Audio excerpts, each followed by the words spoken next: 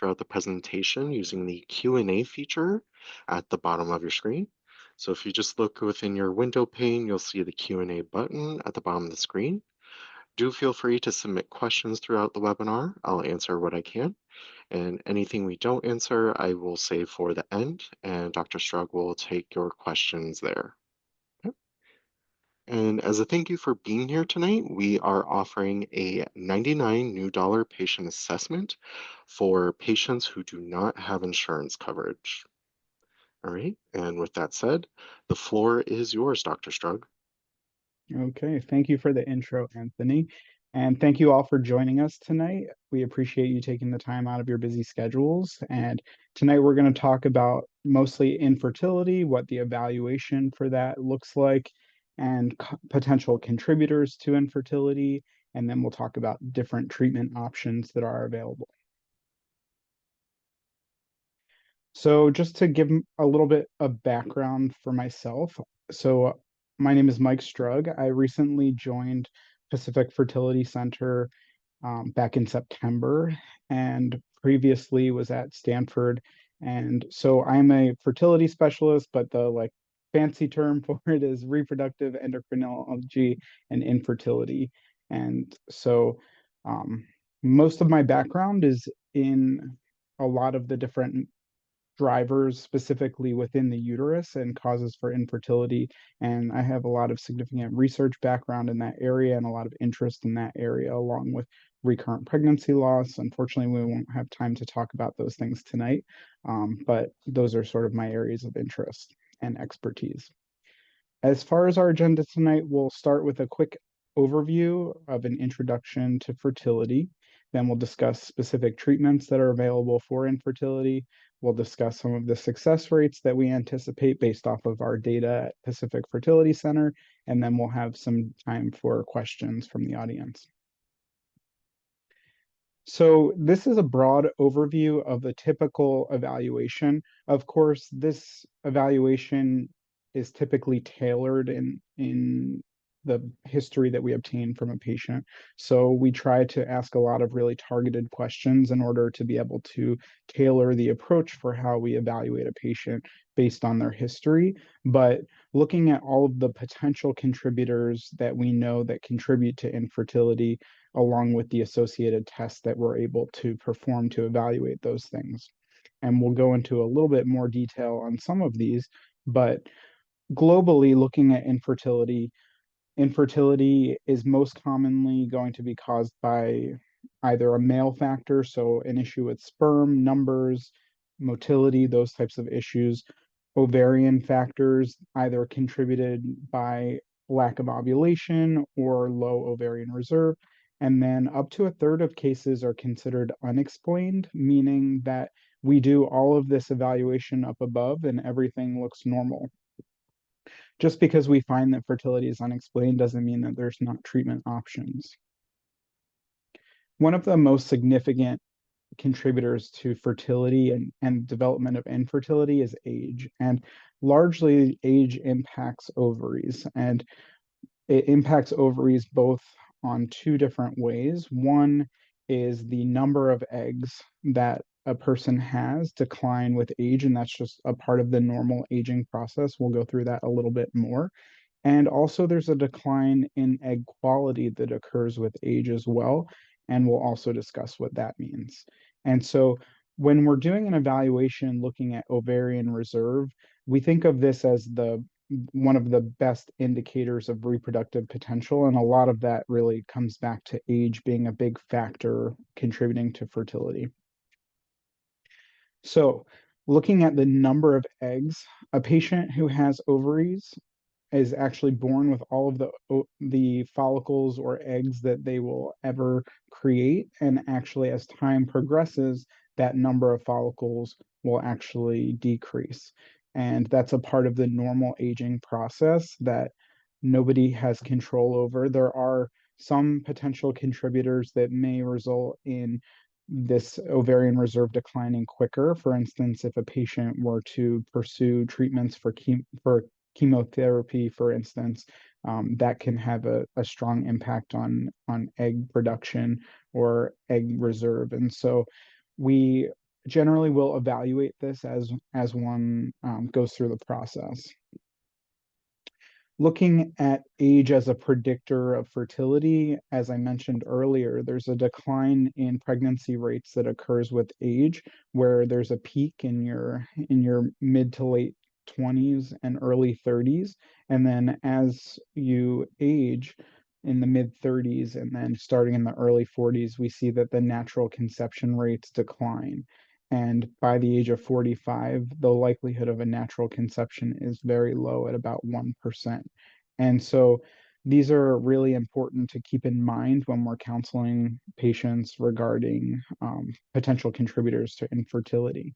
And part of the reason why we see decline in fertility rates as one ages is because of a concept where the genetic material that is passed down from the eggs and the sperm that come together to generate an embryo, there's oftentimes more likely to be imbalances in the genetic material, and that's called aneuploidy. We'll go into a little bit more detail about that, but aneuploidy is really the most likely cause for fertility issues like infertility or miscarriages, where as one ages, the likelihood of a miscarriage goes up dramatically starting in your 40s.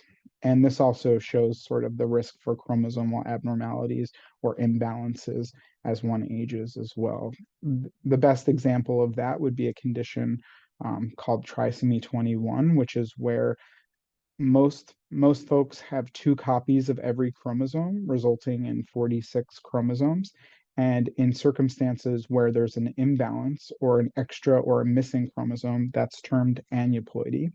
And this is a karyotype, which is where you're able to look at how the number of copies of each chromosome, where there should be two copies of each chromosome. And here, in the setting of trisomy 21, there is an extra chromosome 21, or three copies rather than two. And trisomy 21 or Down syndrome is probably the most well recognized circumstance where one can have aneuploidy, because this is one of the few instances where this is compatible with life. Most embryos that have imbalances in chromosomes will either not implant or cause a pregnancy, or will result in a miscarriage early on in pregnancy. So predicting quantity, there's two different ways that we generally approach this. One is with a blood test for a hormone called anti-Müllerian hormone, and this gives us a relative guess of whether one has a low or high or normal ovarian reserve. It doesn't give us an exact number of how many eggs are left or how many are growing. Antral follicle counts are an ultrasound where we're able to look at the ovaries, and each month the ovaries recruit a cohort of follicles, and those follicles, one of those follicles will grow and produce an egg that can be ovulated for a pregnancy, and the rest of those follicles will die off in a natural process. And when we look at the antral follicles, or that cohort of follicles that's recruited, that number correlates with the ovarian reserve. So if one recruits many follicles, a high number of follicles, that suggests that the egg numbers or ovarian reserve are normal or high, versus if the antral follicle count is low, that tells us that the ovaries are recruiting only fewer follicles, which suggests a lower ovarian reserve. This is how an ovary appears on an ultrasound. So it generally looks like a flattened circle. And within that flattened circle, we see these dark colored circles. Water appears black on an ultrasound. And so all of these little circles are follicles. And so we're able to count the number of follicles within the ovaries. And we would do this as part of your evaluation as a new patient. We would look at your ovaries and count the number of little follicles for an antral follicle count. As I mentioned before, quality is purely going to be responsible, or age is going to be the biggest predictor for quality. And so when we're looking at diminished ovarian reserve, that tells us that there's a decreased number of eggs or decreased egg quality. And as I mentioned, eggs are a limited resource because you're born with all of the number of eggs that you will have. And as age naturally occurs, there's more likely to be genetic imbalances. And so that could be a cause for decreased egg quality. And also, the number of eggs decline as those eggs are recruited. Some of them naturally die off. And in some folks, that process occurs quicker than in others. And in most cases, we actually don't identify why that occurs, but there are still treatment options available for patients that are in these circumstances. So let's move along to fertility treatments. So there's three treatments we'll discuss tonight, and generally the first two are sort of the using your own eggs to try and get pregnant. And the third option is looking at egg donation, and we'll talk about potential indications for that. When we're looking at the first two options, ovulation induction with IUI or intrauterine insemination, this is what I consider sort of the lower tech option versus in vitro fertilization is kind of the higher tech option.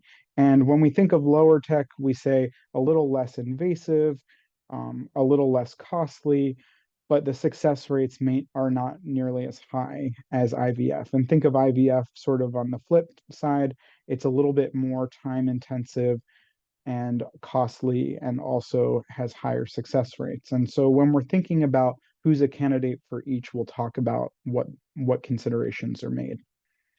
So, ovulation induction, there are different folks who may benefit from this. One is unexplained infertility. There are some studies that have shown that when we combine ovulation induction with inseminations, that doing about 3 to 6 cycles of ovulation induction and IUI or intrauterine insemination can have still higher pregnancy rates than trying on your own in patients with unexplained infertility. So, as I mentioned, even though we don't necessarily identify a cause, most likely the cause for the infertility is something that we either can't measure or something that we're then bypassing by doing ovulation induction or doing inseminations. Folks who have ovulation problems, polycystic ovary syndrome being the most common example of that.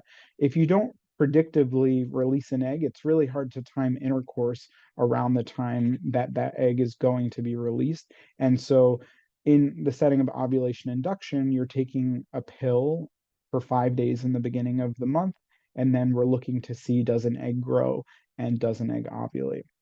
And then other folks who may benefit are those who are not ready to do IVF, and that's a really kind of personal discussion with your physician.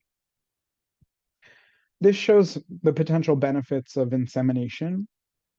And so for an intrauterine insemination, we place a catheter through the cervix into the uterus and deposit a higher concentration of sperm closer to where the egg is going to be released.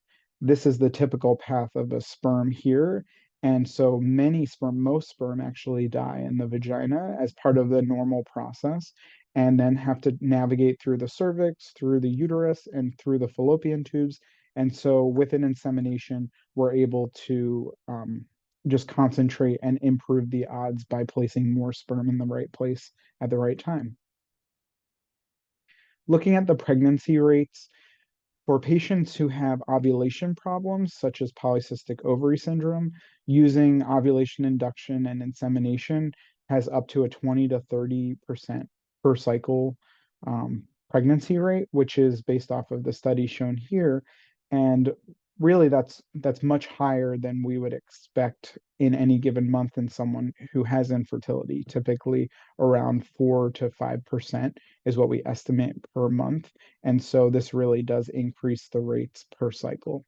In unexplained infertility, the pregnancy rates are still higher than we would expect based on trying to get pregnant on your own, but these rates are still not quite as high as patients who have a clear identifiable cause for their infertility that we're then correcting. And so we will consider this treatment for unexplained infertility, understanding that there's other factors to consider. So why would you do IVF? So IVF is oftentimes considered for folks who had failed 3 to 6 cycles of ovulation induction and IUI.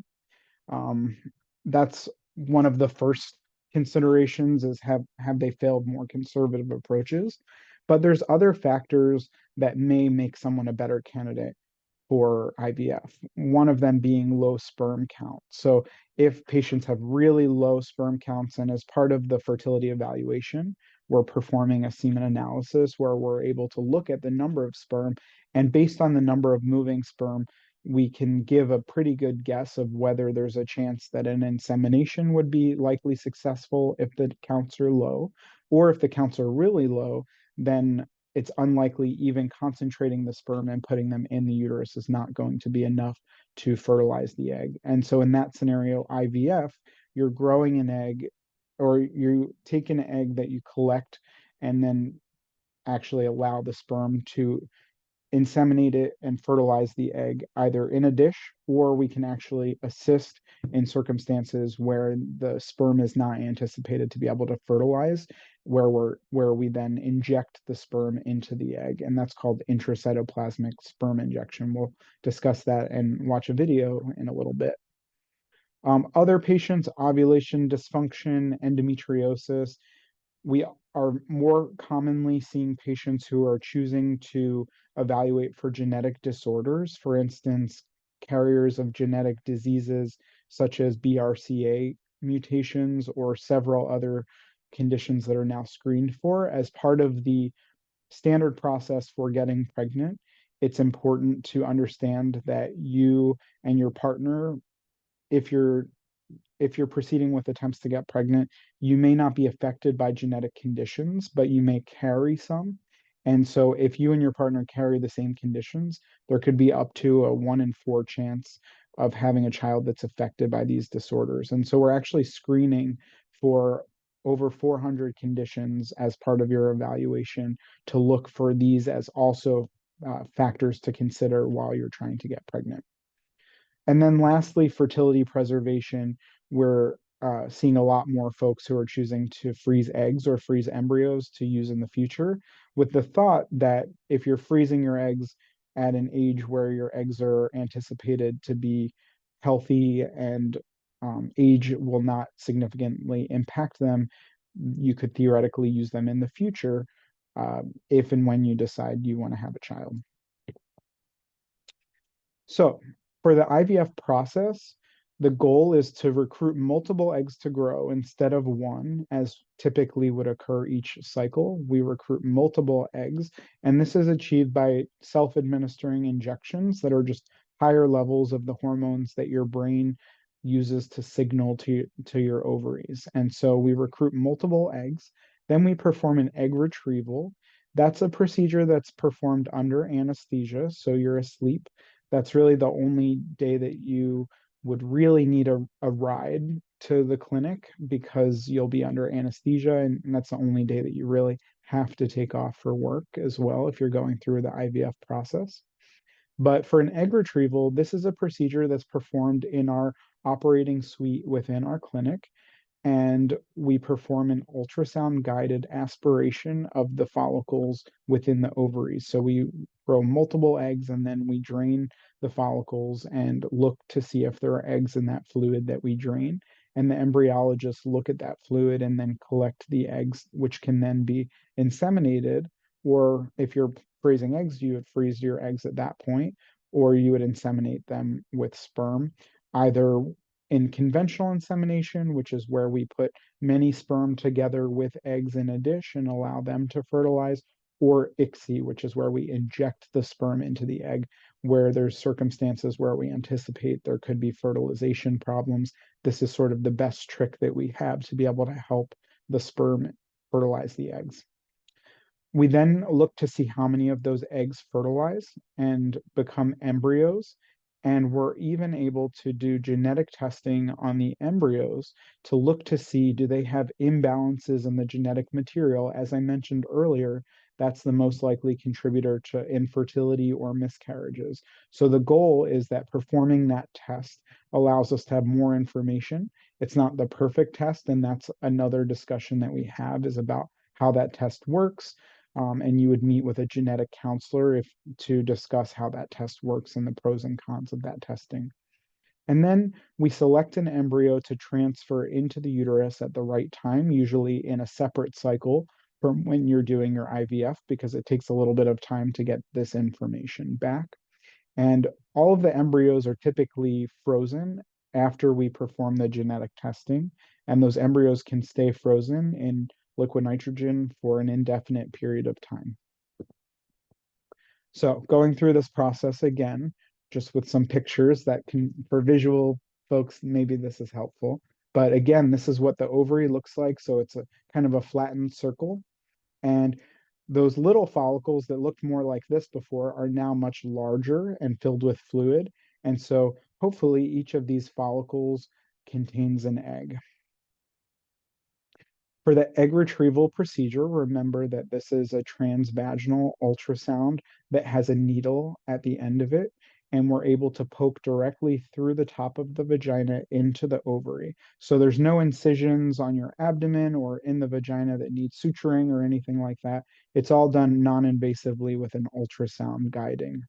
And this is a little video that shows the needle going into those follicles I showed before, and then we're able to drain the fluid. So you'll see that this is then going to collapse as that fluid is drained.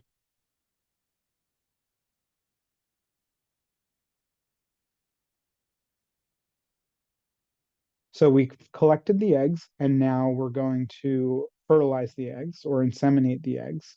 And so we generally will allow multiple sperm into the petri dish with the egg, and then one of those will fertilize, and then that actually blocks the other sperm from being able to fertilize once that occurs. And so this can be performed with multiple sperm here, or we can perform ICSI, which is what this video shows. I'm just going to jump ahead because it's a longer video.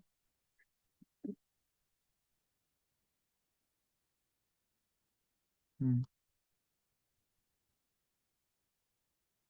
It might not let me jump ahead. So this is what an egg looks like. And this is a little pipette that applies light suction onto the egg just to hold it in place. And this is the ICSI needle. And this needle has a sperm inside of it. And so what's going to happen is this needle is going to poke through directly into the genetic material of the egg. It's going to aspirate a little bit of that just to ensure that they're inside of the right membrane, and then they inject the sperm into the egg. And that's called ICSI. So this is what it looks like when we're checking the next day after we've performed insemination with the sperm. So there's still some sperm on the outside here. And this is a time-lapse video that shows the process of how this embryo is going to now split and develop two pronuclei. So there's one here and one here, which is a sign of fertilization. And then what will happen is this egg that's now fertilized will start to split, and this will split into multiple cells. And then by day 5, 6, or 7 after the procedure, we're then looking at what's called a blastocyst. And this is what a blastocyst looks like. So initially, remember, there's two pronuclei that indicates that the egg fertilized. And then on day 2 and 3, we're starting to see the fertilized egg now splitting and developing more cells. And then by day 5, we see a blastocyst, which contains hundreds of cells. And so the blastocyst has two portions. One is this portion, which is the inner cell mass. That's the part of the embryo that becomes the fetus. And then this outer part is called the trophectoderm, these little cells that line the outside. This is actually what we're sampling when we do the genetic testing or PGTA. We're sampling some of these cells that become the placenta. That's called the trophectoderm. So we're not touching the part of the embryo that becomes the fetus, hence why there's a little bit why we have to take that information that we get from the genetic testing with a grain of salt, because we're indirectly testing the embryo when we check the part that becomes the placenta. And this just shows the splitting process and how that embryo develops over time.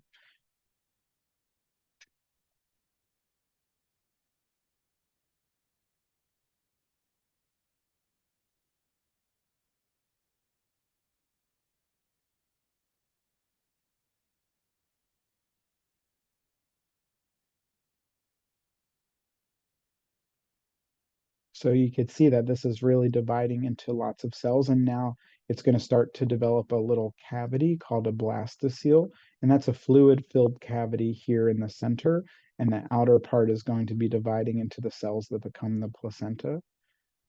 And this is actually showing an embryo that's starting to hatch. So embryos are within a shell. See if I can rewind it. Embryos are literally within a membrane that's like a shell, and as part of the growing process, they will actually hatch out of that shell.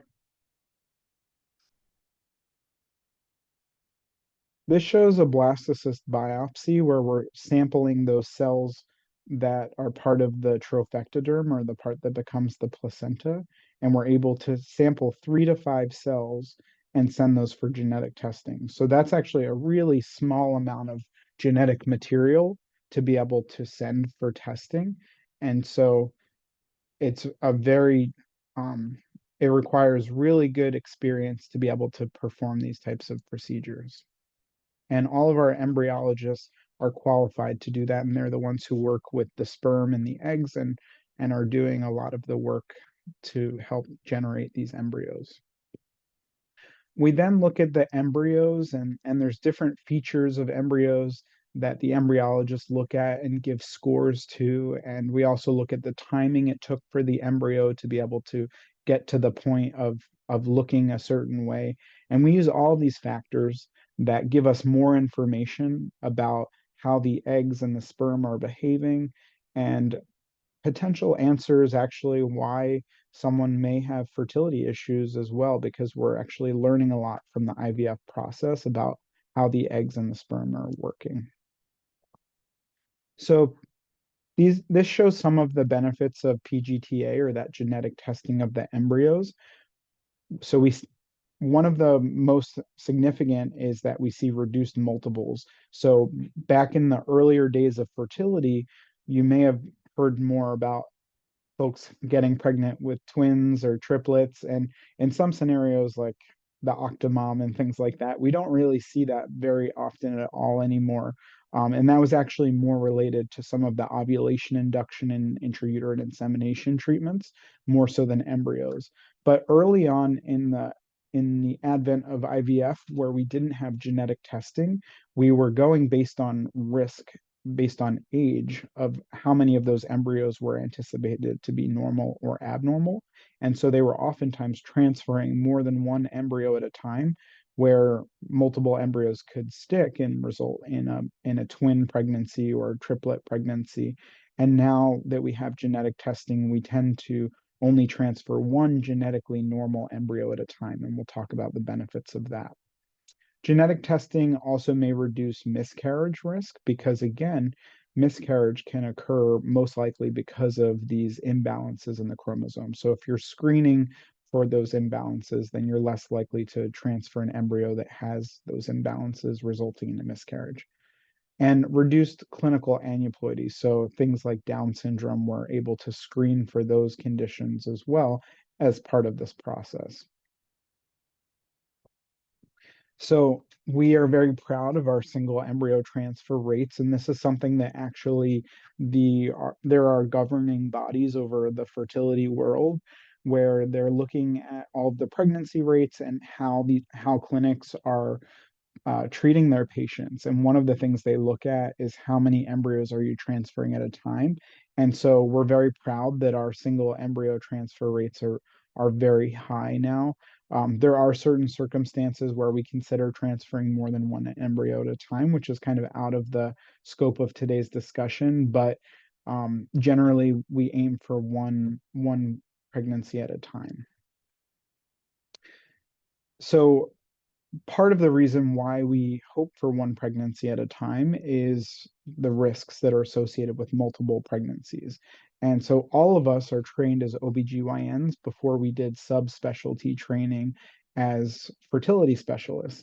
And so we were very much aware of the risks that are associated with multiple pregnancies. Twins have much higher risk for needing to go to the NICU, higher rates of cerebral palsy, and higher rates of preterm birth. And so, even though it may sound nice to have two pregnancies at once, these pregnancies are much higher risk, and it can be really challenging for parents to be raising children that are suffering from some of the consequences of these risks of prematurity. And so, it's something to definitely be aware of going into this process. There's also risks for birth defects and stillborn as well, just awful things that we hope to avoid. And all of these risks are amplified even higher in the setting of triplets and higher order multiple pregnancies. So we've collected eggs, we've made embryos, we've done genetic testing on those embryos, and now we've selected which embryo we want to transfer. This is the process of an embryo transfer, which is where we place a catheter that goes through the cervix. So this is the uterus, this is the cervix, this is the vagina. And so we place a catheter through the cervix directly into the uterus, and we perform this under ultrasound guidance. I'll show a video of this as well. And this is performed while you're awake. You don't go under anesthesia or anything. And most folks tolerate this pretty well without needing any pain medications or anything like that. But we're able to perform this procedure, selecting the right embryo and putting it in the right spot at the right time, where there's different ways that we can prepare the uterus to be able to accept the embryo, either using an egg that grows in a natural cycle, or even giving hormones to mimic a typical cycle in folks who either don't have ovaries, that have a uterus. And so we're able to use that for those patients. So this is a very common question that patients will ask about, what if I don't have ovaries, or if my ovaries don't function as we would hope. This is a video. So this video is an abdominal ultrasound. And so just to orient you, this is the bladder that's filled. And we unfortunately require that your bladder is very full for this procedure because it helps to give really nice contrast to be able to see the uterus and make sure that we're replacing the embryo in the right spot. So embryos are microscopic, so we can't see where the embryo is actually going, but we can see the catheter that we're using to advance the embryo into the uterus while we're doing the ultrasound. And so this is showing the catheter in the top of the uterus, and that's where we would deposit the embryo right here.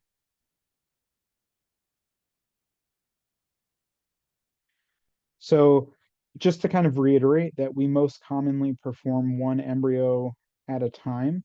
And so these are guidelines from the American Society of Reproductive Medicine, which makes a lot of the guidelines that fertility specialists will follow. And so we look at some other factors to determine how many embryos should be transferred. And it's really kind of out of the scope to go through that today. And this just shows some of our data, and this is helpful for counseling patients who are doing IVF treatments with us. We look here at as a function of age on the left here, and then for each of those age groups, we're able to look at the average number of eggs retrieved, the number of embryos that are biopsied, the embryo euploidy rate, so the number of embryos that are genetically normal. And not surprisingly, those rates go down with age because there's just a higher rate of those imbalances that occur. And so the average number of euploid embryos per retrieval are shown here. And so this is very helpful for sort of laying the foundation for what to expect. And many patients who have, especially if you have lower ovarian reserve or decreased ovarian reserve, there's just needs to be more cycles of IVF in order to get the number of eggs, and you may or may not always reach those goals. And so this is a really important thing to discuss with your doctor if you're considering IVF is is IVF a good option? Because a lot of the success of IVF rely on having a higher ovarian reserve where you have just more eggs to be able to test and look for the right embryo to be able to transfer. So fertility preservation, it's very similar process. So I already mentioned that we you grow multiple eggs and then we collect those eggs and then we can freeze those. We're also able to freeze embryos. So you can do the entire process and then just freeze the embryos to use in the future if you have a sperm producing partner who you're considering um, having children with in the future. You could freeze eggs, you could freeze embryos, you could freeze both, kind of depending on the flexibility, and there's pros and cons to all of those that we would discuss with you. And we see that there's a pretty similar outcome regarding embryos that are produced fresh, meaning that you go and transfer an embryo into your uterus right away versus if you vitrify or freeze the embryos. It's pretty similar. And nowadays, eggs have similar freezing and thawing survival because that's one of the considerations is that when you go through the freezing and thawing process, you can lose eggs or embryos along the way. Usually, it's the eggs or embryos that are not hardy enough to survive that process. And so, um, nowadays the technology is such that we tend to see that there's pretty similar success rates between eggs and embryos as far as freezing and thawing. But traditionally, eggs used to not do quite as well as embryos because eggs are the largest cell in the body and they're made of a lot of water. And that water produces ice crystals when you freeze them. And now, with the modern freezing technologies, we see much higher survival rates of eggs. So egg donation, I'm going to briefly kind of go into that. So patients who have ovaries that are not able to conceive with their own eggs, either due to age or they have a lower ovarian reserve, or they've gone through menopause early, or they've, for instance, have done treatments for cancer or other reasons where their ovaries have been affected by that. Other patients who may benefit from egg donation would be those who have tried many cycles or cycles on their own using their own eggs and just had poor outcomes, either were not able to get pregnant or resulted in miscarriages. And we also are, for same-sex couples who don't have egg sources, we're able to support those patients as well in building families.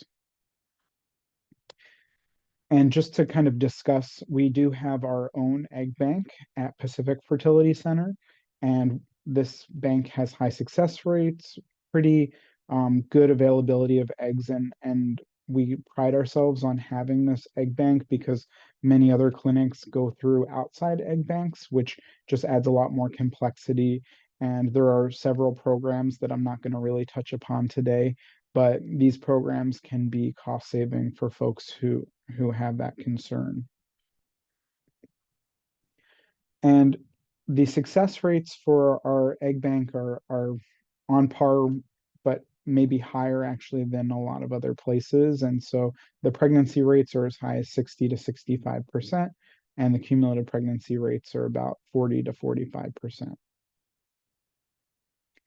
So I want to talk a little bit in our last few minutes about Pacific Fertility Center. So we pride ourselves on patient-centered care where the teams are compassionate and spend a lot of time focused on getting to understand your goals.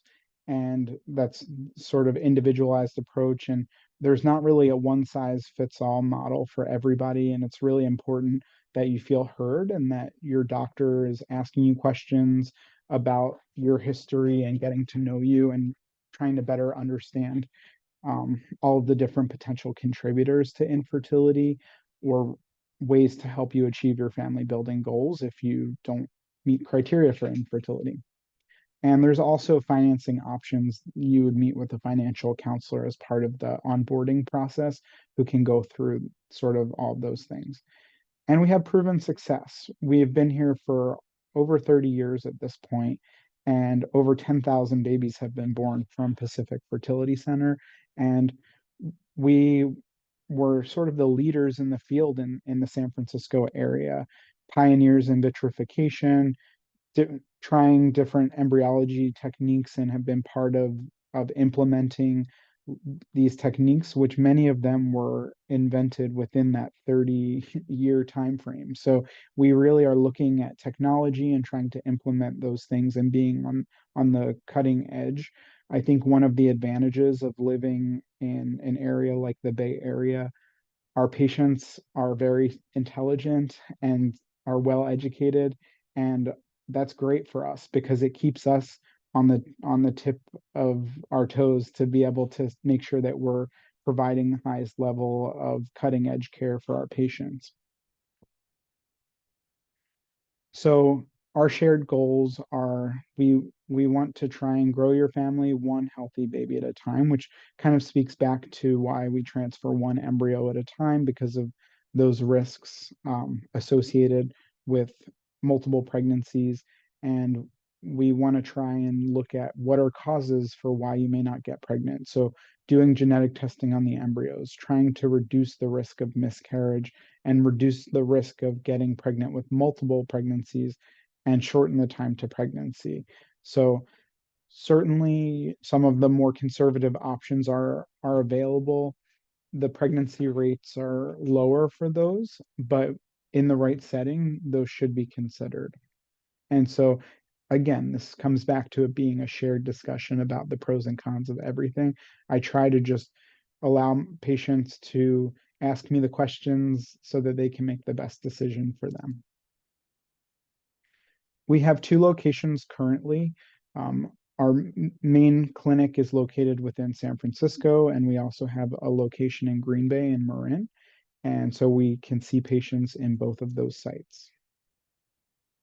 This is our contact info and how to follow us on Instagram and Facebook and Twitter. And at this point, I'd like to stop chatting and open the floor to Q&A. Thank you, Dr. Strug. So, yeah, if you have questions, go ahead and use the Q&A panel at the bottom of your screen. And throughout the presentation, we already received a few questions. So someone asked, what minimum tests are recommended to evaluate infertility in women? Can I just get the AMH or FSH tested to begin with? So I think that more importantly than that test, it's important to consider the actual circumstances of why you're checking the test. I think that there's many companies now that are pushing doing the AMH testing as a way to reassure yourself, especially if you're considering freezing eggs or embryos, and it's not necessarily that you have infertility. But there's certainly a lot more to consider beyond just doing the AMH test. I tend to prefer a more comprehensive approach, at least in the beginning, and we talk about the pros and cons of each test that we do to to sort of provide rationale for why I think that test might be helpful for you or not helpful, depending on what it is. My general approach is at a minimum for patients that have infertility, I would like to do a blood test for checking AMH to look at what your ovarian reserve looks like, an ultrasound for the antral follicle count, a semen analysis for your sperm producing partner if you have one, and plus or minus evaluating the fallopian tubes. Um, yeah, so that's sort of the most basic fertility evaluation, evaluating the ovaries, fallopian tubes and uterus, and then lastly, sperm. Hopefully that answered your question. Okay. And then we have another question. At how many weeks or months can you genetically test an embryo conceived naturally or with non-IVF fertility treatment? Great question. So That is generally going to be performed by your OBGYN. That's called non-invasive prenatal testing or NIPT. And that can usually be performed around 8 to 12 weeks, depending on various factors. And this is a blood test that's looking for the DNA from the pregnancy within your blood. So that's called non-invasive because you're not actually directly testing the pregnancy. If there's any abnormalities that are seen on that, then at that point, your OBGYN may recommend that you do more invasive testing, where you're actually sampling a portion of the placenta. That's called chorionic villus sampling or amniotic fluid sampling. And so those can be performed later in pregnancy around 9 weeks or 15 to 20 weeks for the amniotic fluid sampling. And so these are generally going to be performed by your OBGYN or with a high risk OBGYN specialist. And actually, it's a good point that you bring that up because even in patients that are pursuing IVF and doing the genetic testing on embryos, we still recommend that they pursue that additional testing once you move on to your working with your OBGYN because as I mentioned, it's not a perfect test. It's the best testing that we have available at this time, but things could potentially be missed on that testing. And so it's important to have all of the information and just use a stepwise approach to be able to collect that information. Okay, and then we have a follow-up question to that question. Mhm. Is it as accurate as the genetic testing done with IVF? Um, it's probably they haven't been directly compared, although it's fairly concordant where you see that the results from the genetic testing on embryos is fairly concordant with what you would see on the non-invasive prenatal testing or folks who are doing chorionic villus sampling or amniotic or amniocentesis to check the amniotic fluid. So it's pretty concordant, but there's not one that's necessarily better than the other. I would favor direct sampling of the pregnancy to be slightly higher just because you're actually testing the cells that are the fetus rather than testing the cells that are the placenta, which is an amniocentesis. So that's probably the most accurate in amniocentesis. Chorionic villus sampling, you're actually checking the placenta as well. And so those are probably going to be similar. And there's a lot of intricacies to that whole process in general.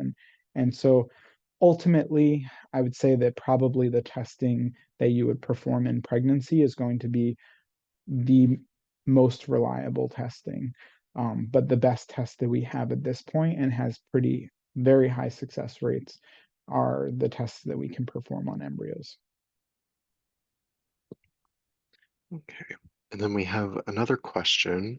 Does a single embryo reduce the probability of getting pregnant versus transferring multiple embryos? Great question. So it does not reduce the chances of getting pregnant if you the way I kind of like to think about it is we've done our best to optimize the embryo and select a genetically normal embryo with the genetic testing of the embryos. So we know that most likely this is a genetically normal embryo. And so the environment for that embryo has to be perfect. And so if you transfer multiple embryos at the same time, in an environment within the uterus that's either perfect or not perfect, it's just a higher likelihood that both of those embryos are going to implant or both of them are not going to implant.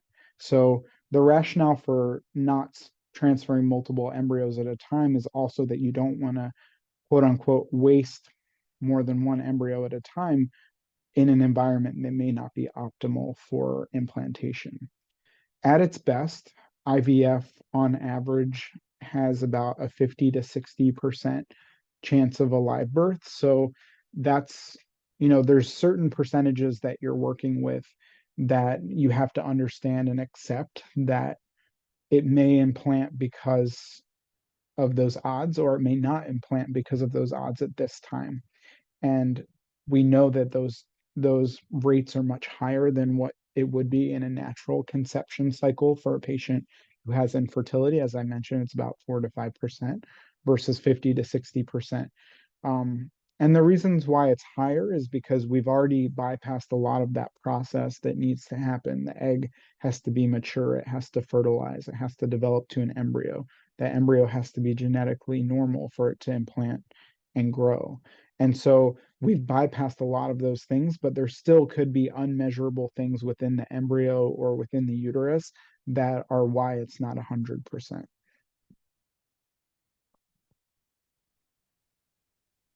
Okay.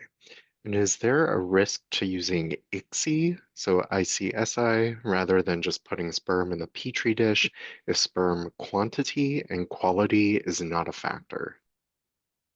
Yep. So we tend to only use ICSI in the setting of patients who have a clear sperm issue. Either the number of sperm are low, or the motility is low, or there's abnormal morphology. And so the reason we choose it only in that circumstances is because of the potential risks that have been associated with ICSI. And there are some studies that have suggested that babies that are born following ICSI are at a higher incidence of congenital anomalies, specifically urologic anomalies. And part of this is looking at the relative risk versus the absolute risk. So the relative risk, if something goes from being 0.1% to 0.2%, that's a double increase in the risk, but the absolute risk, 0.2%, is still relatively low. So even though there was a significant increase in these effects, it's still ultimately going to be extremely low likelihood of these things happening. The other consideration, and this is very common when it comes to looking at risks with IVF, is that patients who have urologic issues or have male fertility issues or sperm issues, those patients in general are more likely to have congenital anomalies in babies that are born from those folks. And so they're also more likely to use ICSI.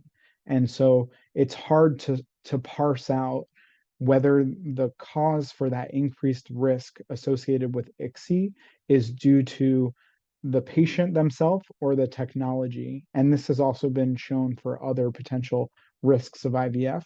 And so, because of that potential risk, and also there are studies that compare what happens if you take a patient who has infertility that's not related to sperm and you use ICSI versus if you use IVF, it seems that ICSI has no added benefit for fertilization in that setting, and that using conventional insemination, where you put the sperm and the eggs together, has similar success rates of fertilization. So there's even some studies that show that ICSI could have negative pregnant like fertilization rates. And so our clinic does not use ICSI on all of our patients, which is actually something that's important to understand because a lot of other clinics may use ICSI for everybody. And there are certain circumstances where we use it and where we don't. And so we generally want to discuss that with you, the rationale for why we would recommend it if we do. Okay. And then someone wrote in, so with a hypothetical, if I'm 39 years old with regular cycles and the person prefers trying IUI before IVF, but given the age, would you recommend going directly to IVF? So again, a shared discussion with your fertility doctor, because there's other considerations to think about. If your goal is to have one child, then it's perfectly reasonable to consider doing ovulation induction and inseminations. But if your goal is multiple children or leaving the option open for the future, then IVF would likely have the added benefit of being able to preserve embryos or eggs to be able to use in the future. I and if you think about it this way, let's say that you are successful in getting pregnant using ovulation induction and IUI at 39, and you get pregnant. You are pregnant for 9 to 10 months, and then you wait about a year after delivering. So that's almost 2 years that you wait between having gotten pregnant and getting pregnant again. At the age of 41 or 42, we don't anticipate that you would be more fertile at that point, and age is going to have an even bigger role over the age of 40 than less than 40. And so that's the consideration there. If your goal was to have multiple children, then you're sort of, it's what we call dual intent, where you're pursuing IVF to get pregnant now, but also considering the fact that you want to try and have embryos to be able to use in the future if you want to have multiple children. Okay, and then let's see, we have just one more question. So for IVF, can you genetically test immediately after thawing an embryo prior to transferring, or can you only do it before freezing? So we cannot do it right before transferring because the test takes at this point it takes about 2 weeks to get those results back. And so generally you're going to proceed with IVF, do generate embryos, do the genetic testing on the embryos, and then we generally encourage a rest cycle where you allow your ovaries a month to sort of reset and heal after having been through IVF. And hopefully the goal, if you have embryos to transfer, that after that rest month you would be able to proceed the following month. And also typically you'll meet with your doctor during that rest month to review what the genetic testing results show, and what your goals are, whether it's to do additional IVF, transfer an embryo, talk about other options at that point. All right, so thank you everyone for tonight. Thank you for being here. We hope you found tonight's presentation helpful. So I'll be sending out a recording of the webinar tomorrow morning to the email addresses you have registered for, or I should say registered with. And if you have any follow-up questions, please feel free to respond to the email or call our clinic at 415-834-3095. So again, that's 415-834-3095. All right, so thank you again for joining us tonight, and thank you, Dr. Strug, for your time tonight. Thank And you I all. hope everyone has a lovely evening. Take care. Bye everyone.